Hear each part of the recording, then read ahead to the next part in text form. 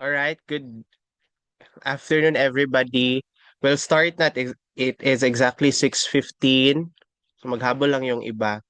So after 40 minutes, ang ating Zoom meeting ay mawala. Then mag-send lang ako ulit ng panibagong link. Sige, let's start.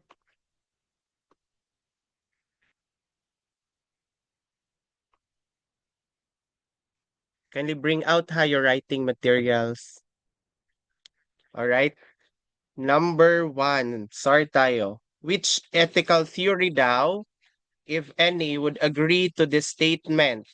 Some actions are inherently wrong because they violate a moral rule, no matter the consequence. Ibig sabihin, the question is asking for the ethical theory na nag-suggest or nag-emphasize na yung mali daw ay talagang mali.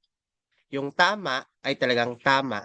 Ang tawag sa theory na yan is deontological theory. Again, deontological theory. Pag deontological lang, i-remember lang, yung action na mali is mali regardless of the consequences or the result. Ang action na tama, regardless of the result, tama talaga yan siya. Yung utilitarianism, siya yung focus niya is end result. For example, yung pagnanakaw. Gawin natin siyang example ha, yung pagnanakaw. Example, there is a father, tapos yung anak niya mayroong sakit. Wala siyang pera. So mayroon siyang option, it's either magnakaw or hindi magnakaw.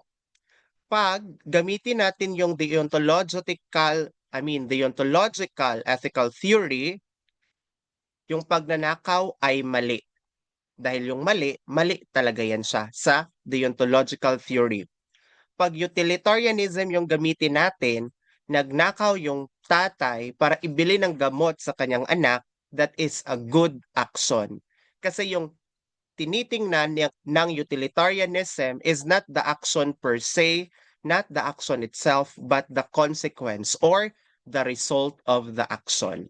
So for this question, some actions are inherently wrong. So meaning yung mali is mali talaga, deontological ethics yan siya. Number two, what exactly is meta-ethics and why are meta-ethical questions crucial or important for understanding other aspect of ethics? When we say meta-ethics, it has something to do with the foundation, the basis, from the word itself, meta. Again, foundation, basis. So letter A, that is correct. The meta-analysis of ethics, ibig sabihin, the analysis of the foundation of ethics emphasize the purpose of ethics. This discipline relates to the epistemological value. Pag sinasabi nating epistemology, it is the study of the basic, the study of basis, the study of foundation. So, statement A is correct. Statement B is also correct. Metaethics is an analytical philosophy that investigates the status, the basis, and the extent of moral values, attributes, and words. Remember lang, basta metaethics, no? Study of the foundation or the basis of ethics. Answer for number 2 is letter C. Number 3, the greatest good for the greatest number of people is the theory of, in ethics, again, pag deontology, hindi niya gina-consider yung end result kung beneficial ba siya for people or hindi. Gina-consider ni deontology yung action mismo, the intention of the action. Pag mali, mali. Pag tama, tama. Pero, pag gina-consider ang greatest good for the greatest number of people, ibig sabihin, yung tinitingnan niya yung end result ng action, hindi yung action mismo. If makabenefit yung maraming tao, kahit pa mali yung action, ang importante yung end result, that is utilitarianism. Again, utilitarianism meaning the rightness or the wrongness of an action would based on the consequence, if beneficial ba siya sa maraming tao. Sa deontology, the basis of the rightness or the wrongness of the action is the action itself. Number 4, a student submits plagiarized assignment. Tapos nag-ask siya sa kanyang teacher na ma-exempt siya kahit plagiarize yung assignment na gisubmit niya. However, the teacher says that cheating daw policy is for everyone. Again, walang sinasanto yung teacher. Gi-apply niya sa lahat yung rule, yung policy about cheating. In this situation, according to Kantian ethics, again, remember ha, pag Kantian ethics, same lang yan siya sa deontological ethics. Bakit? Ang proponent ng deontological ethics ay si Immanuel Kant. Remember, pag makakita gani ha, pagdating sa Kantian ethics, deontological ethics, and non-consequential ethics, the same lang yan sila. Again, isulat dyan. Kantian ethics, deontological ethics, non-consequential ethics, isa lang yan siya. Yung mali, mali, yung tama, tama. Pag utilitarianism, consequentialist ethics or consequentialism, same lang yan sila. Utilitarianism and consequentialism. Again, for this question, si teacher gi-apply sa lahat yung cheating policy. Ito ay halimbawa ng principle of universality. Pag sinasabi nating universal, it's applicable for everyone. Walang exempted. Principle of universality, applicable sa lahat. Walang exemption. Number 5. What is legal daw is not necessarily ethical. And what is ethical is not necessarily illegal. Therefore, the law and morality have absolutely nothing to do with each other. Ano yung statement na ito? True ba siya or false? Or neither true or neither false?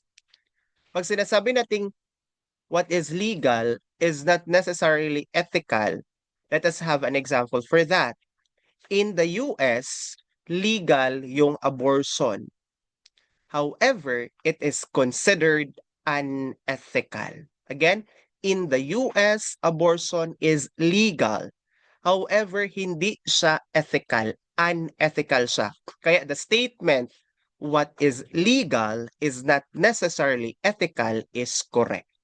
The above statement is correct. Hindi lahat ng legal ha ay ethical. Same with abortion. Sa South Africa din or sa Africa in general, legal sa kanila ang mercy killing or euthanasia. Ano yung ginagawa nila sa mercy killing or euthanasia?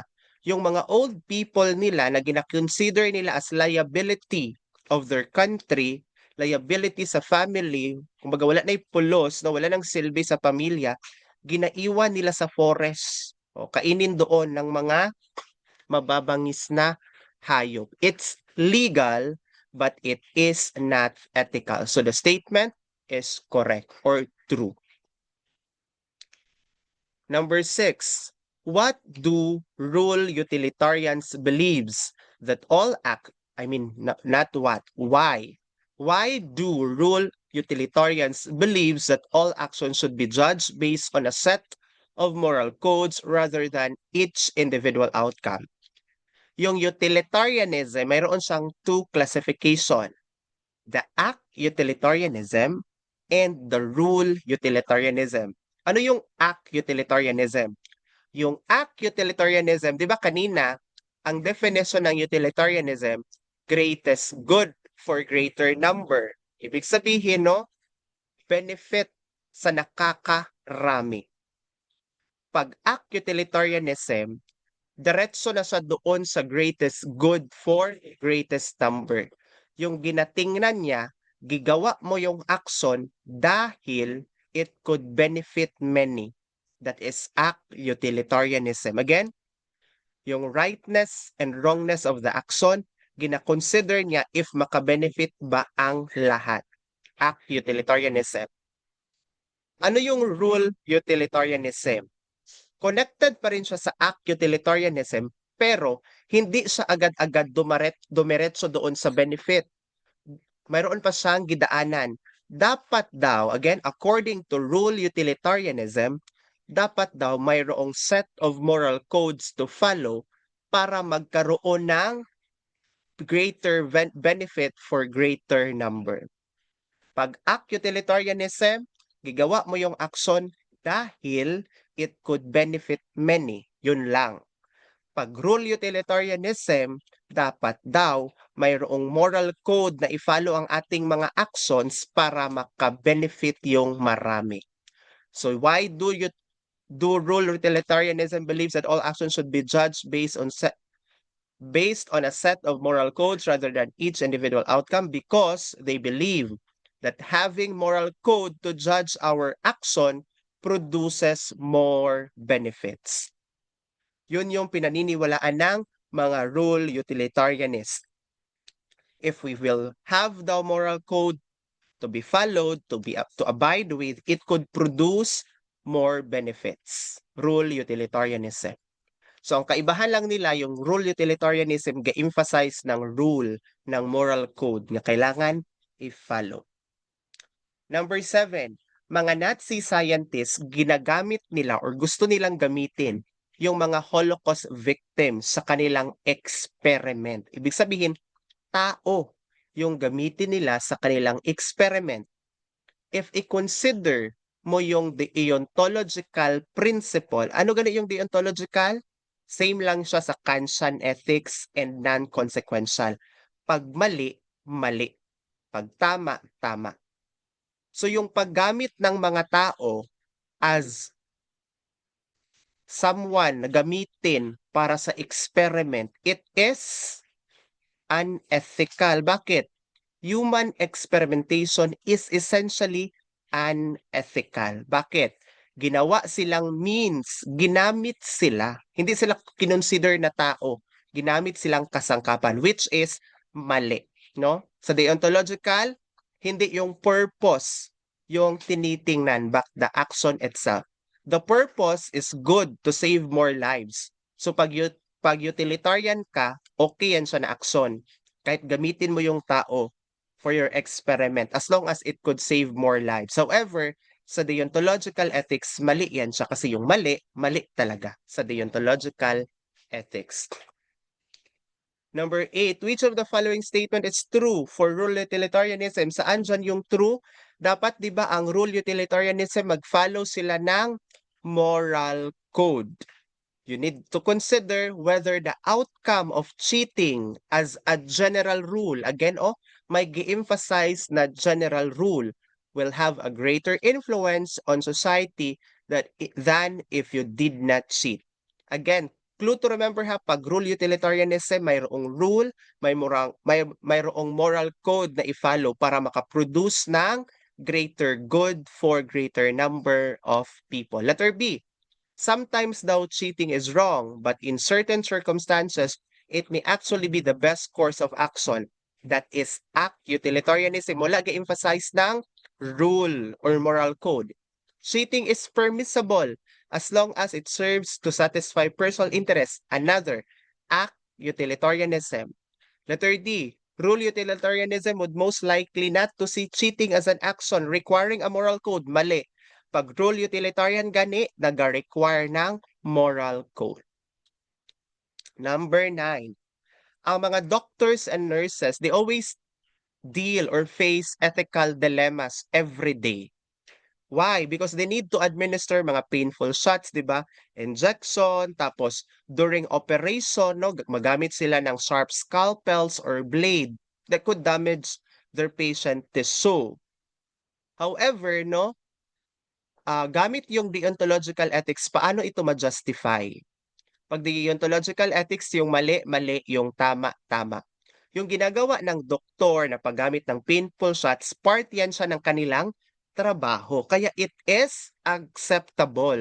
No, because they're doing their job out of goodwill. Hindi nila ginawa yon para saktan yung kanilang patients. Ginawa nila yon because that is part of their job. Doctors and nurses are just simply generally acting out of goodwill because of the intention of curing and helping their parents ha, patients yan siya. Number 10. Which of the following is an example of of an act violates a part of Immanuel Kant's categorical imperative, which guides deontological ethics. Saan dito yung nag-violate sa deontological ethics? Yung eating a cake ba? Violation ba yan siya? Yung pag-exercise pa, violation ba yan siya? Taking your time during tests, violation ba yan siya ng deontological ethics? No. Yung violation sa deontological ethics is enslaving human beings, no? When you enslave human being or someone, no, your fellow man, it is a violation sa deontological theory because mali is mali sa deontological theory or deontological ethics. Number 11, ano daw yung gina-emphasize ng consequentialism? Remember, pag consequentialism, same yan siya sa utilitarianism. Yung gina-consider or gina-emphasize nila is not the intention of the action, not the action itself, but the result. Again, result.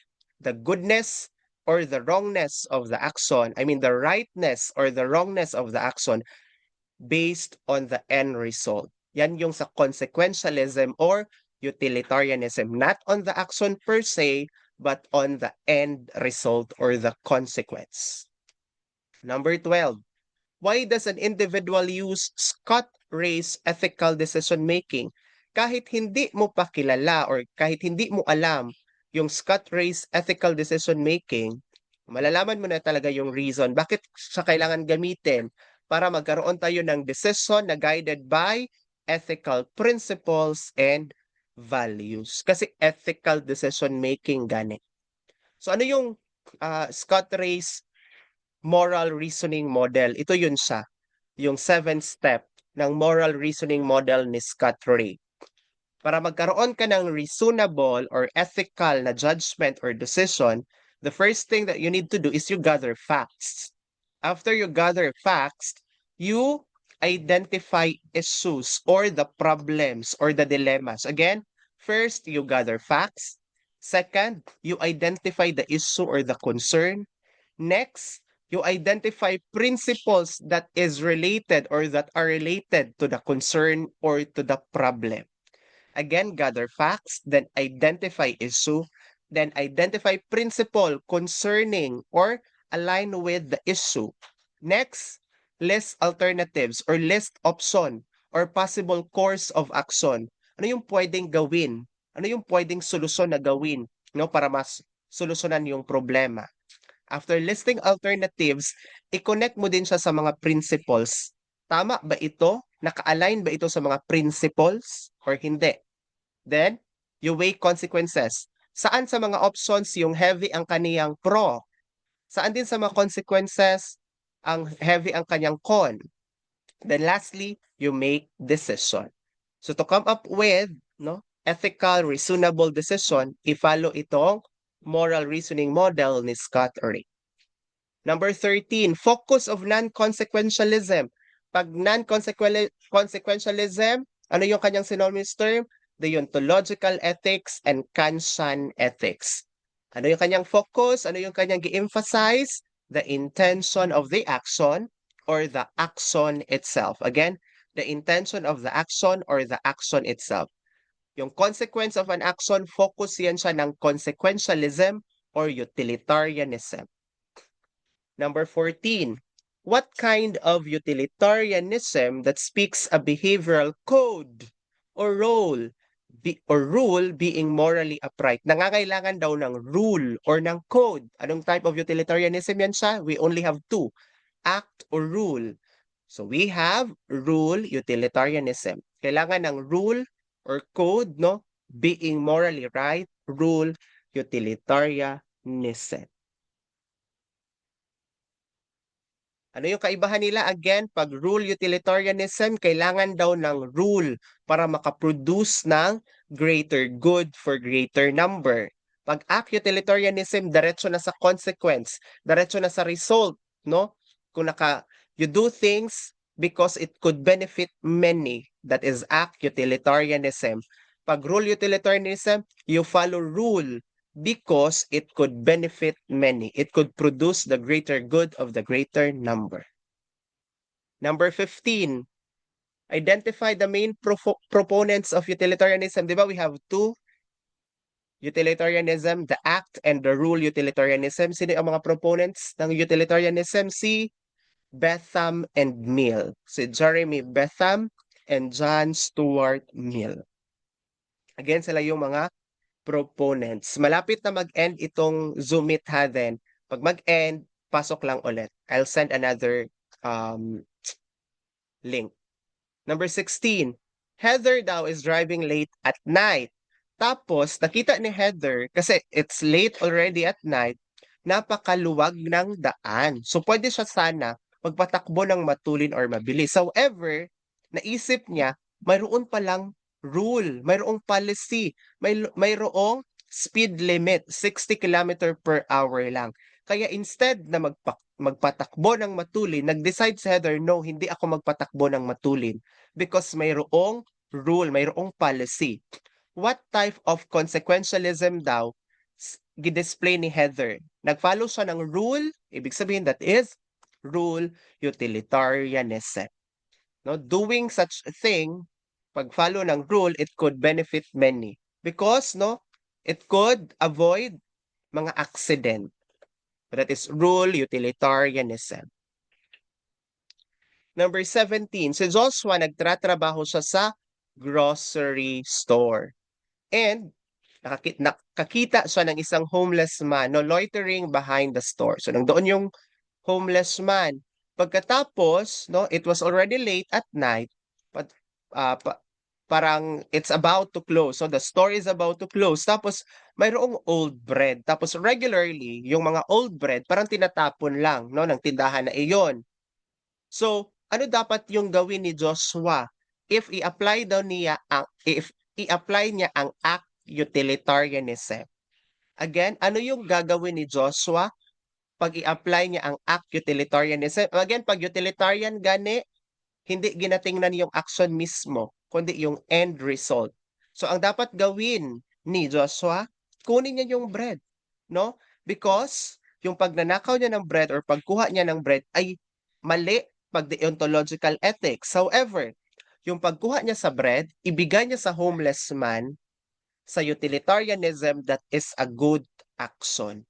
Kasi yung utilitarianism gani, gina-consider ang end result, not the action itself. So letter A is the correct answer. He will take some of the bread because the action of stealing the bread will not lead to a loss of the company.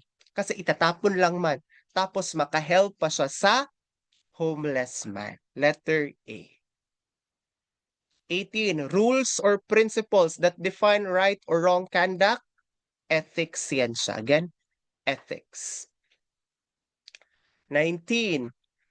What is the name given to philosophers who attempt to use only one ethical approach to ethical questions? Again, one ethical approach to ethical questions, ibig sabihin mayroong one standard of morality. Yung mali is mali, yung tama is tama, that is deontological. Ang tawag sa mga philosophers na yan ay deontologists. Again, pag mga deontologists, they consider only one ethical approach. Pag mali, mali talaga, regardless of the result or the consequence of the action. 20, the perspective that the belief that there is no absolute truth. Again, wala daw absolute truth. Ibig sabihin, yung totoo sa akin, pwede hinding totoo sa'yo. Yung totoo sa'yo, pwedeng hindi totoo sa akin. This is the same with the culture. I-judge mo yung culture based doon sa culture mismo. Hindi yung based sa culture mo, that is relativism. Again, relativism, walang absolute truth. Ibig sabihin, yung totoo sa akin, pwede hindi totoo sa'yo. Relativism yan siya. No absolute truth. Number 21. This refers to the cognitive process where we consider ethical rules, principles, guidelines when we make decisions. Before tayo mag-make ng decision, gi-consider muna natin ang mga ethical rules, that is ethical decision making. Again, ethical decision making. Number 22, while stealing is usually unethical, stealing in order to feed one family is an application of what ethical theory? Again, Yung stealing, di ba, is pagnanakaw. That's negative. Pag-deontological ethics. Mali yan siya. However, yung nagnakaw ka para pakainin or ipakain sa pamilya mo, it's okay daw. Saan na ethical theory? Sa act utilitarianism. Letter B. Kasi ano gani yung ginatingnan pag act utilitarianism? The benefit, no? Nagnakaw ka, that's wrong pag deontological. Pero nagnakaw ka, binigay mo sa pamilya mo, pinakain mo sa pamilya mo, that is good sa act utilitarianism. Number 23. Why does individual use the process of Scott-Ray's ethical decision making? Balik na ito na question. To make decisions guided by ethical principles and values. Di ba merong 7 steps? Yung na-discuss natin ganina. Guide, collect facts, then identify the issues, no? Then identify the principles, then list alternatives, connect the alternatives to the principles, then you weigh consequences, yet then you decide. 24, the difference daw between Betham's and Mill's concept of utilitarianism. I-remember lang, pag difference gani ni Betham and ni Mill in terms of their perception or concept of utilitarianism, pag si Betham, quantitative. Pag si Mill's, qualitative. Para kay Betham, good ang action pag marami ang maka-benefit. Quantitative. Si Mill naman, qualitative. Hindi siya base doon sa dami ng naka-benefit but the quality of benefit. Hindi sa dami ha, si Mill, sa quality siya. Betham, quantitative, sa dami. Mill, sa quality ng benefit. 25. Who advocates sensuous pleasure as a source of happiness? Sino yan siya? Pag sensuous or sensual